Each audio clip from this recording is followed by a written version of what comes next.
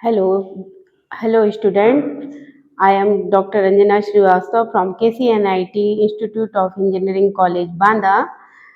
जैसे कि हम लोग पहले भी वीडियोस बनाए हैं और हम लोगों ने फैक्ट्री एक्ट पे डिस्कशन किया हुआ है, तो अब हम फैक्ट्री एक्ट के ऑब्जेक्टिव्स, किस लिए ये बनाया गया था, क्या क्या उसके प्रोविजंस थे, सबके विषय में हमने समझा है। तो उसमें तीन मेन चीज थी, हेल्थ, सेफ्टी एंड वेलफेयर, है ना। हेल्थ को हमने इसके पहले के वीडियोस में एक्सप्लेन कर लिया था। आज जो मैं आप लोगों को बता रही हूँ वो फैक्ट्री एक्ट में, अब आप लोगों को जो एक्ट का सन या ईयर तो याद ही हो गया है, बार बार सुनते समझते 1948, है ना। अब इस जो फैक्ट्री एक्ट का सेफ्टी वाला पोर्शन स्टार्ट होता है, वो स्टार्ट होता है आपका सेक्शन 21 से 41। तो सेक्शन 21 से 41 के बीच में आपका सेफ्टी का प्रोविजंस या उससे रिलेटेड पूरे भी मैटर्स को डिस्कस किया हुआ है। तो सेफ्टी क्या है? सेफ्टी किसकी सेफ्टी? सेफ्टी है वर्कर्स की सेफ्टी। वर्कर्स की सेफ्टी यानी जब वो वर्क कर रहे हैं, काम कर रहे हैं, काम के समय उसमें जितने भी मशीनरीज से लेकर काम करने के दौरान कोई ऐसे कंडीशंस, स्पेशली कंडीशंस ना आ जाए, और उसमें क्या सेफ्टी हमको देनी है, स्पेशली किसको देनी है? ऑक्युपायर्स को, यानी एम्प्लॉयज को देनी है ना, ऑनर को देनी है। तो वे सारे प्रोविजंस आपको देने होंगे। वो आपको फैक्ट्री में सेफ्टी में क्या ध्यान रखना होगा, जो कि वर्कर्स को वर्किंग के दौरान मिलते हैं। चलिए, अब इसका मेन पर्पस ही यही था, यानी इसका मेन पर्पस यदि नोट करते हैं तो इसका मेन पर्पस होता है safety of workers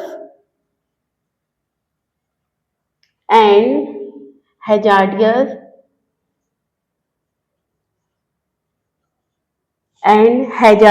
process that means hazardous process का मीन्स होता है, यहाँ पे एक दो वर्ड मैंने यूज किया है, safety of workers. Safety of workers यानी जब वो काम कर रहे हैं उसके दौरान वो जो वर्क करें, स्मूथली करें, सेफ करें काम, क्योंकि ह्यूमंस की लाइफ बहुत वैल्यूबल है। प्रोटेक्शन में इतना कंसंट्रेशन नहीं रखना है, प्रोटेक्शन में रखने के साथ साथ उनके सेफ्टी का भी हमको ध्यान रखना है। Hazardous process means dangerous operations. Factories में बहुत से वर्क ऐसे होते हैं जहाँ पे डेंजरस ऑपरेशंस होते हैं, तो वहाँ किस किस को जाना है, किसको नहीं जाना है, क्योंकि हम एक्ट पढ़ रहे हैं और एक्ट के अकॉर्डिंगली और नॉर्मल ले लैंग्वेज के अकॉर्डिंगली दोनों वर्ड्स अलग अलग होते हैं। तो हमारे एक्ट में क्या कहा गया है उसके विषय में हमको समझना है। आइए हम इसको समझते हैं। तो इसका पर्पस था सेफ्टी ऑफ वर्कर, दूसरा है हैजार्डियस प्रोसेस को आपको इम्प्लीमेंट करना है इसमें वर्कर्स की। फिर इसकी समरी को यदि देखते हैं हम, तो इसमें सबसे पहले इसमें पहला आ जाता है इस एक्ट में फेंसिंग ऑफ मशीनरीज।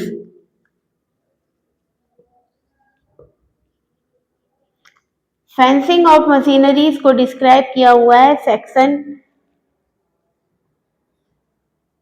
21, है ना। फेंसिंग जैसे वर्ड से समझ में आता है, आप लोग सब जानते हैं, fencing means boundary. Fencing of fencing of machineries means जब हम वर्क कर रहा है हमारा वर्कर वहां कंपनी में, तो वहां पे जो मशीनरीज पे जो काम कर रहा है वहां पे क्या होना चाहिए? बाउंड्रीज होनी चाहिए, फेंसिंग प्रॉपर लगी होनी चाहिए, जिसके कारण वो वर्क को स्मूथली कर सके, कोई भी एक ऐसा एक्सीडेंट केसेस या वो ना हो सके जिससे कि उसकी बॉडी को या उसकी लाइफ को हार्मफुल हो। इसका स्पेशल कंसंट्रेशन होना चाहिए किसको? वर्कर्स को। ठीक है। दूसरा आपका एक्ट में दिया हुआ है वो है work on near machinery in motions, जिसे section work on near work on near work on और नियर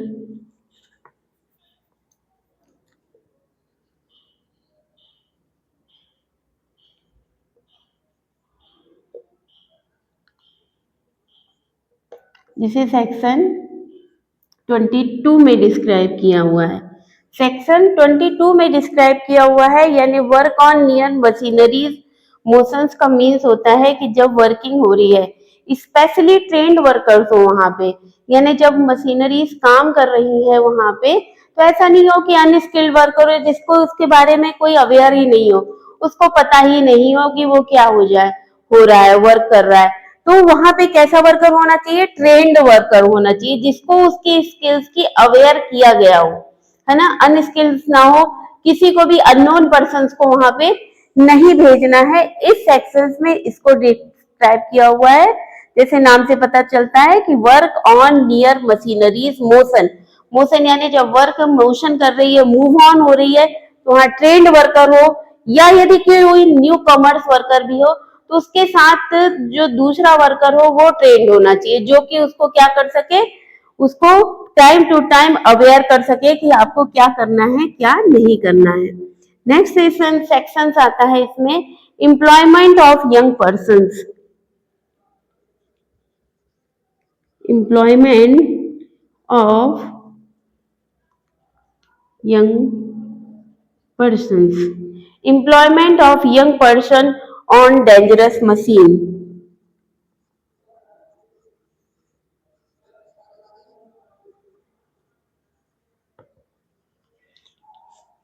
जिसे सेक्शन 23 में डिस्क्राइब किया हुआ है। That means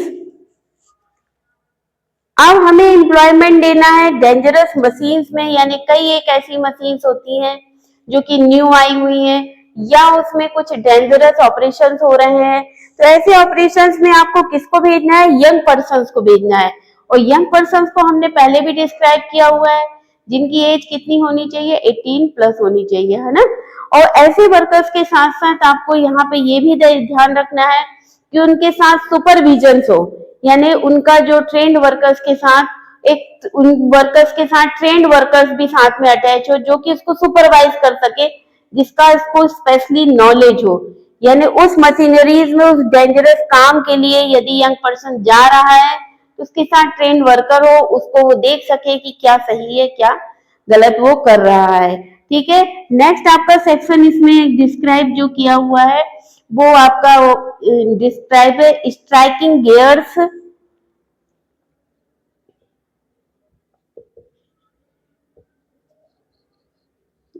striking gears and device of cutting machines and device of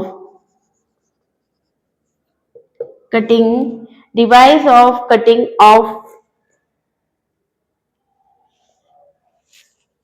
of power। अब इस section को डिस्क्राइब किया हुआ है सेक्शन 24 में, that means striking gear and device of cutting of power.